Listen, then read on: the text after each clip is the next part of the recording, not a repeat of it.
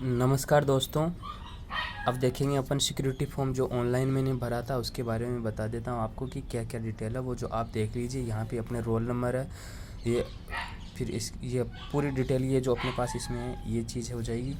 फिर यहाँ से जो मेन सिक्योरिटी फॉर्म है वो यहाँ से ये है अपने पास, ये जो अपने पास मूल निवास हो जाएगा, ये पूरा एड्रेस हो जाएगा अपना, ये मेरा पूरा मूल एड्रेस हो जाएगा। ठीक है, ये पूरा जो भी मेरा जो SC ST कैटेगरी हो गई, ये जो भी चीज़ें हैं ना ये हो जाएगा अपने पास। ठीक है, इसके बाद में ये यहाँ से स्टार्ट हो जाएगा अपने पास। हिंदी में भरा था तो हिंदी में सुरेंद्र कुमार बैरवा, इंग्लिश में भी फिर पापा का नाम, फिर माता का नाम, फिर ये डेट ऑफ बर्थ हो जाएगी। ये व्यक्ति में जो अपने पास ये वाली डेट है ना, ये वाली डेट अपने पास जो जो पीछे अपन फॉर्म भरेंगे ना उसके अंदर ये जो पूरा जो अपन डेट ऑफ बर्थ डालने के बाद जो ये वैल्यू आएगी ना ये अपने को पीछे डालनी है। जैसे मैं 29 वर्ष 4 महीने और 27 दिन का थी, अपने पीछे काम आएगा। ये अपने पास जैसे मैंने विवाहित जो अविवाहित और विवाहित, मैंने विवाहित के लिए हाँ भरा तो ये जो भी मेरा पास ये डिटेल आ गई ऑटोमेटिक। जहाँ पे हाँ करते हैं पहले ये जो 8 नंबर फॉर्म है ना, जैसे विवाह विवरण पूछ लेगा वो, तो इसमें किससे हुआ है, डेट पूछ लेगा, जो विवाह स्थल पूछ लेगा, जो मैंने मैरिज सर्टिफिकेट लगाया उसके पंजीकरण नंबर है ये पूछ लेगा। जैसे चांदली का जो मैंने पंजीकरण, जैसे ये जो मैंने ये विवाह प्रमाण पत्र बनाया था ना वो चांदली में बनवाया था, तो ये और जिसके द्वारा वेरीफाइड किया गया था वो यहाँ पे पूरी डिटेल पूछेगा कुल मिला के। फिर इसके बाद में अब ये जैसे मैंने विवाह वाला डाला ना तो उसने फिर ये बच्चों का जो संतान वाला होता है ना वो संतान का ब्यौरा पूछेगा, तो अपने पास संतान का इसमें क्या हो जाएगा 0 आ जाएगा।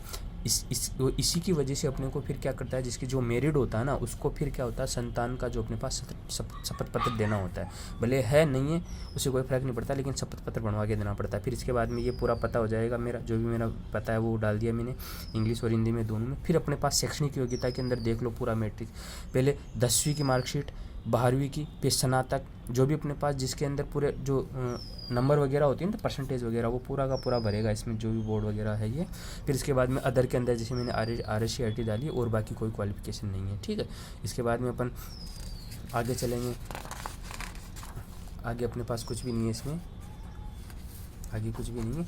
फिर इसके बाद में ये इसमें भी कुछ नहीं करना, ये जो भी है ये सारा का सारा जो ये घोषणा पत्र में वहाँ पे अपने जो भी अपन सिग्नेचर डालेंगे ना वो ऑटो यहाँ पे आ जाएगा। जैसे अपन अपलोड करेंगे तो घोषणा पत्र पे अपना सिग्नेचर पत्र हो जाएगा, ऑनलाइन घोषणा पत्र भी भरा जाएगा अपने पास ये। इसके बाद में फिर ये हो जाएगा अपने संलग्न सूची पत्र, जो भी अपन अपने मतलब कुल मिला के अपना जो ऑनलाइन वेरिफिकेशन होगा ना वो जो ऑफलाइन वेरिफिकेशन होगा ना वो जो ओरिजिनल डॉक्यूमेंट्स देखेंगे वो इसके आधार पे होंगे। जो अपन यहाँ पे ऑनलाइन सबमिट करेंगे ना वो डॉक्यूमेंट वो ऑनलाइन सबमिट करेंगे, वो ऑफलाइन में देखेंगे। जैसे 10वीं की मार्कशीट हो गई, फिर उसके बाद में 12वीं की मार्कशीट, फिर जो भी अपने पास ग्रेजुएशन में जैसे मैंने BTech करी तो BTech की जो अंक तालिका हो गई वो, उसके बाद में फिर प्रमाण पत्र जैसे 2009 के पहले वाले हैं ना तो उसका बोर्ड सर्टिफिकेट होगा। ठीक है, फिर ऐसे ही 12वीं का बोर्ड सर्टिफिकेट होगा। फिर ऐसे जैसे डिग्री है तो डिग्री के अंदर डिग्री आ जाएगी, जैसे मैंने पहले अंक तालिका आगे 3rd नंबर पे, और ऐसे 6th नंबर पे जैसे मैंने जो BTech की थी BTech की डिग्री आती है तो वो डिग्री आ गई। फिर चरित्र प्रमाण पत्र, जैसे चरित्र प्रमाण पत्र जो भी अपने पास ग्रेजुएशन के बाद का जो चरित्र प्रमाण पत्र होगा ना तो उसकी डिटेल भरेगी यहाँ पे। फिर मूल निवास पत्र उसकी वहाँ पे यहाँ पे डिटेल भरेगी। फिर जाति प्रमाण पत्र, फिर विवाह प्रमाण पत्र की जो पूरी डिटेल भरेगी। फिर अन्य प्रमाण पत्र में जैसे मैंने RSC IT डाली थी तो उसकी यहाँ पे डिटेल ये भर जाएगी, ये नंबर होंगे ना वो यहाँ पे, और साथ में उसका डेट भी मेंशन होगी, ये नंबर के साथ में यहाँ पे डेट भी मेंशन होगी। ठीक है, और ये अपने पास शिक्षा संबंधित पत्र होगा, ये अपने पास साइन होगा। यहाँ पे तो राजपत्र अधिकारी होगा, मतलब ये कॉपी अपने को है ना वहाँ पे जब DV के लिए चलेंगे ना तो ये कॉपी वहाँ पे जाएगी, तो ये वहाँ का जो वो राजपत्र अधिकारी है ना वो इसको ये करेगा। तो ये इसमें तो सबके अंदर है ना लगभग सबके अंदर हाँ ही आएगा। और बाकी जैसे TSP area non TSP area इनके लिए है ना अपने को कुछ नहीं करना, बाकी सब ऊपर वाले में हाँ आएंगे। इनको पढ़ने जैसे जो भी चीज़ें नहीं पूरी लगभग इसमें सब में हाँ ही आएगा। शैक्षणिक योग्यता ये अनुभव से संबंधित, अनुभव में अपने को कुछ मांगा नहीं है, अनिवार्य भी नहीं है, तो अपने को कुछ करने की कोई ज़रूरत भी नहीं है। ठीक है, फिर ये अभ्यर्थी आ गया। अभ्यर्थी में जैसे आयु में अपन जैसे डेट ऑफ बर्थ डालेंगे ना तो ये 1 जून 2023 तक काउंट करेगा, तो मैं 29 वर्ष 4 माह और 27 दिन का हो जाएगा। न्यूनतम आयु है अपने पास 18 से 40 तक, इसके अंदर कोई दिक्कत है ही नहीं, मैं आ रहा हूँ इस क्राइटेरिया के अंदर। ठीक है, फिर ये अपने पास डिटेल वो अपने पास जैसे ये तो ऑटोमेटिक आ जाएगा, इसमें कोई दिक्कत वाली बात नहीं, ये उधर बढ़ते पहले ये ऑटोमेटिक आ जाएगा इधर, है ना। ठीक है, फिर इसके बाद में ये हो जाएगा, ये भी मतलब ये सारी ये पूरा का पूरा परफॉर्मा होगा ना, ये फिर वहाँ पे जमा होगा। तो ये इसमें जो भी है ये वहाँ पे ये सारा का सारा ऑफिशियल वर्क है जो ऑफिशियल वर्क के अंदर होगा।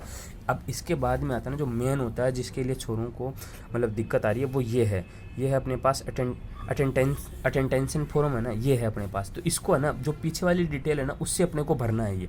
तो और ये क्या करता है, भरने के बाद है ना ये गजिटेड ऑफिसर से फ़ोटो है ना, और साथ में यहाँ पे देखो पीछे के साइड में यहाँ पे अपने सिग्नेचर होंगे यहाँ पे, और यहाँ पे गजिटेड ऑफिसर से ये वेरीफाइड होगा, सिग्नेचर होगा। इसके अंदर अब डिटेल देख लेते हैं, डिटेल बता देता हूँ मैं। पहले तो अपने पास नाम होगा, नाम के बाद में सरनेम हो जाएगा, फिर रोल नंबर जो अपने पास जैसे अपना जो कंप्यूटर अनुदेशक के अंदर जो एडमिट कार्ड के अंदर रोल नंबर है वो रोल नंबर आ जाएंगे। फिर इसके बाद में अपने पास पूरा जो एड्रेस होगा, जैसे मेरा एड्रेस आ जाएगा स्नोप के साथ में, पूरा एड्रेस आ जाएगा, परमानेंट एड्रेस और जो भी लोकल एड्रेस दोनों आ जाएंगे। फिर इसके बाद में पापा की डिटेल पूछने की, पापा क्या करते हैं, उनकी अगर जॉब वगैरह है तो जॉब कहाँ कौन से डिपार्टमेंट में कहाँ पे, वो पूरी डिटेल आ जाएगी यहाँ पे, ठीक है। इसके बाद में जो मैं बोल रहा था ना कि अपन डेट ऑफ बर्थ डालेंगे ना, तो ये 6 अगस्त 1993, तो ये बाद में वहाँ से कैलकुलेट होकर आ जाएगा कि 29, अब वहाँ जो डेट है ना तब तक मैं कितना हो जाएगा 29, 4 और 27 तक हो जाऊँगा मैं, ये डेट वहाँ पे डालनी। फिर इसके बाद में है ना जैसे 15/1/00 ये डेज है ना, ये डेज कैसे हुए, तो ये डेज अपने को डालने हैं कि एज ऑफ मेट्रिकुलेशन, मतलब ये बोल रहे हैं कि जब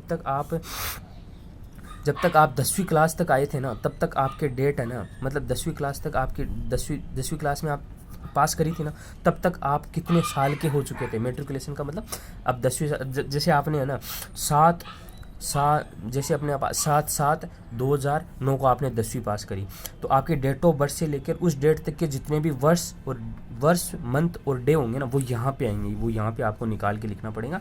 ये एड्रेस आ जाएगा, और इसमें अपनी कास्ट है तो वो कास्ट के बारे में यस और मेंशन करना है कि अपने पास हिंदू है जो भी है। फिर इसके बाद में ये अपने पास शैक्षणिक योग्यता है, शैक्षणिक योग्यता के बारे में लिखना है। जैसे 10th है तो 10th में लीव कब किया था, एडमिशन कब लिया था, लीव कब किया था, और 10th ऐसे 12वीं के बारे में, फिर ऐसे ग्रेजुएशन के बारे में डालना है।